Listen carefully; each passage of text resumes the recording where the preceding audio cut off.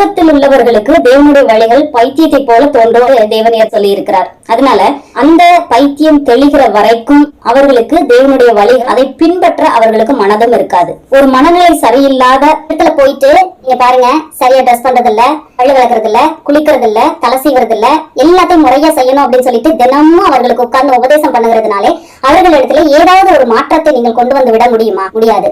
முதலாவதாக அவர்களுடைய பைத்தியத்தை தெளிவிக்கிறதற்கு மருத்துவ உதவி வழங்க வேண்டும். அவங்க சரியானதற்கு பின்பாக நீங்க சொல்லாமலேயே அவர்கள் தங்களை தாங்களே சரிப்படுத்திக் கொள்வார்கள். இன்றைய திருச்சபையும் இந்த தவறைத்தானே செய்து கொண்டிருக்கிறது.